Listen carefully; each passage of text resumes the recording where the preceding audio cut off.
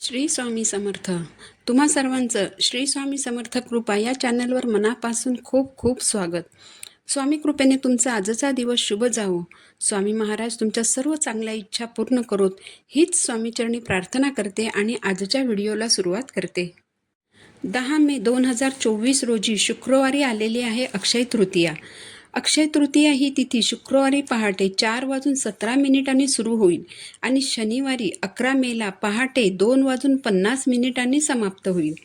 अक्षय तृतीया हा सण वैशाख महिन्यातील शुक्ल पक्षातील तृतीया तिथीला साजरा केला जातो. या तृतीया तिथीला अक्षय तृतीया असं म्हटलं जातं. अक्षय म्हणजे काय, तर ज्याचा क्षय होत नाही ते अक्षय.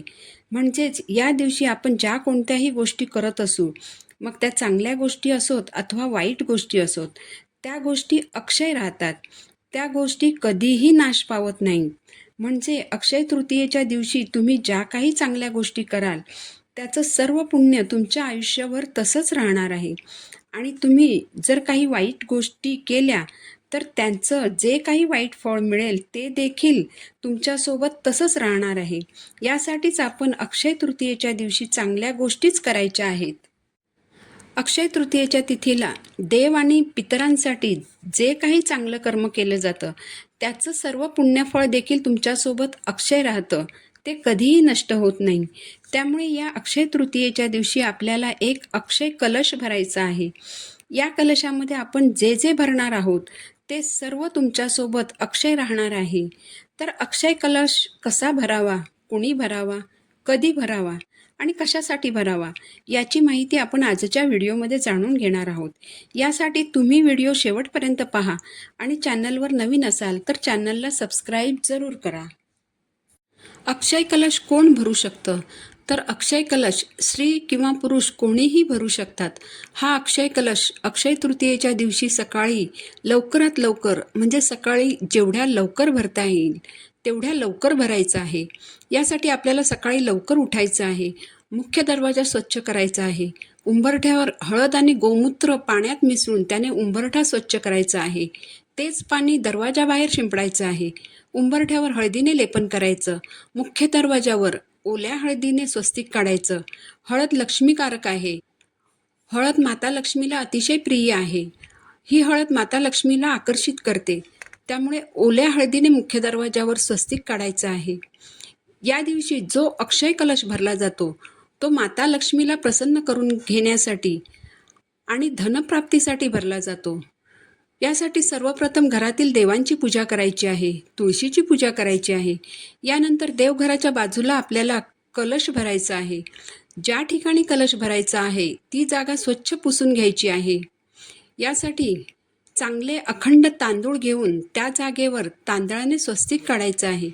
स्वस्तिकवर हळद कुंकू अर्पण करायचं आहे. त्या स्वस्तिकवर पाट किंवा चौरंग मांडायचा आहे.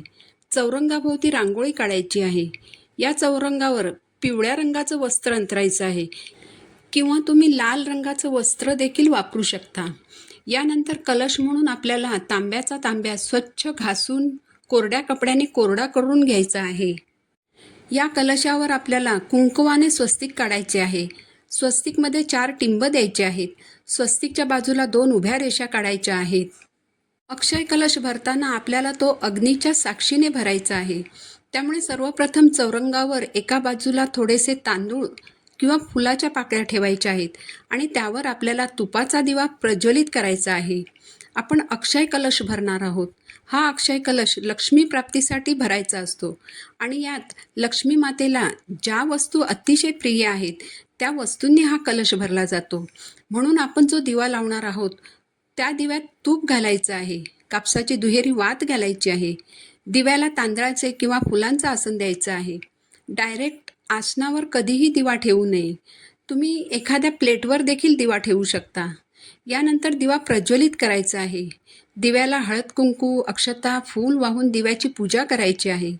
यानंतर चौरंगावर मध्यभागी एक तांदळाची छोटीशी रास करायची आहे आणि या तांदळामध्ये आपल्याला अष्टदल कमळ काढायचं आहे.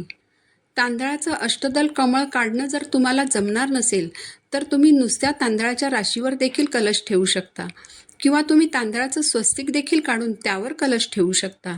यानंतर आपण कलश म्हणून जो तांब्याचा तांब्या घेतला आहे ज्यावर आपण कुंकवाने स्वस्तिक काढलं आहे, तो कलश आपल्याला चौरंगावर ठेवायचा आहे. हा कलश आपल्याला चौरंगावर जे अष्टदल कमळ काढलेलं आहे त्यावर ठेवायचं आहे. त्यानंतर हे अक्षय पात्र आपल्याला भरायचं आहे. हे अक्षय पात्र आपल्याला चौरंगावर ठेवूनच भरायचं आहे. अक्षय पात्रात माता लक्ष्मीला ज्या वस्तू अतिशय प्रिय आहेत त्या वस्तूंनी हे अक्षय पात्र भरायचं आहे. सर्वप्रथम या कलशामध्ये खडे मीठ भरायचं आहे. खडे मीठ भरल्यानंतर 21 लवंग कलशामध्ये ठेवायचे आहेत. या लवंग अखंड असाव्यात. फूल असलेल्या लवंग कलशामध्ये ठेवायच्या आहेत. यानंतर या कलशामध्ये 21 नाणी ठेवायची आहेत. ही नाणी तुम्ही 1 रुपयांची घेऊ शकता, 2 रुपयांची नाणी देखील घेऊ शकता किंवा 5 रुपयांची नाणी देखील तुम्ही कलशामध्ये ठेवू शकता. 21 नाणी कलशामध्ये ठेवल्यानंतर आपल्याला 21 हिरवी वेलची कलशामध्ये ठेवायची आहेत. या हिरव्या वेलचीही चांगल्या असाव्यात, किडलेल्या वगैरे अशा हिरवी वेलची ठेवायच्या नाहीत. यानंतर माता लक्ष्मीला प्रिय असलेल्या पिवळ्या कवड्या यात ठेवायच्या आहेत. पिवळ्या कवड्या ठेवल्यानंतर 11 गोमती चक्र घ्यायची आहेत आणि अक्षय कलशमध्ये ठेवायचे आहेत.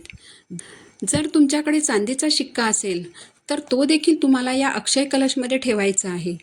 चांदीचा शिक्का नसेल तरी काही हरकत नाही, कारण ज्या वस्तू आपल्याला कलशामध्ये भरायच्या आहेत त्यातील एखादी वस्तू तुमच्याकडे नसेल तरी चालणार आहे. या सगळ्या वस्तू कलशपात्रात भरल्यानंतर यावर आपल्याला पैशांच्या नोटा ठेवायच्या आहेत आणि जर तुमच्याकडे सोन्याचे दागिने असतील ते या पैशांच्या नोटावर ठेवायचे आहेत. यानंतर आपल्याला कलशाची पूजा करायची आहे. कलशाला हळद कुंकू फूल अर्पण करायचं आहे. धूपदीपाने ओवाळायचं आहे. यानंतर आपल्याला 11 वेळेस श्रीसूक्त म्हणायचं आहे, कारण या सगळ्या वस्तू कलशामध्ये नुसत्या भरून ठेवून चालणार नाही. श्रीसूक्तचं 11 वेळा पठण केल्यावर या वस्तू अभिमंत्रित होणार आहेत. यामुळे माता लक्ष्मी या कलशाकडे आकर्षित होणार आहे. 1 वेळेस विष्णू सहस्रनामाचं देखील पठण करायचं आहे. यानंतर माता लक्ष्मीला आणि भगवान विष्णूंना प्रार्थना करायची आहे. माता लक्ष्मीला घरात स्थिर राहण्यासाठी विनंती करायची आहे. यानंतर आपल्याला रव्याच्या खिरीचा किंवा तांदळाच्या खिरीचा नैवेद्य कलशाला दाखवायचा आहे. नैवेद्यावर तुळशीचं पान ठेवायला विसरायचं नाही. हा कलश दुसऱ्या दिवशी सकाळी स्नान झाल्यावर या कलशाला हळद कुंकू अर्पण करायचं, धूपदीपाने ओवाळायचं आहे आणि हा कलश जागेवरून हलवायचा आहे. यात आपण जी वेलची, लवंग वगैरे ठेवली आहे ती आणि 21 नाणी, कवड्या, गोमती चक्र एका लाल कापडात बांधून तिजोरीत ठेवायची आहेत. कलशामधील मीठ वाहत्या पाण्यात विसर्जित करायचं आहे. अशा प्रकारे अक्षय तृतीयेच्या दिवशी अक्षय कलश आपल्याला सकाळी लवकरात लवकर भरायचा आहे, जेणेकरून माता लक्ष्मी आपल्याकडे स्थायी निवास करेल. माहिती आवडली असेल तर चॅनलला सबस्क्राईब जरूर करा. पुन्हा भेटू नवीन व्हिडिओसोबत. श्री स्वामी समर्थ.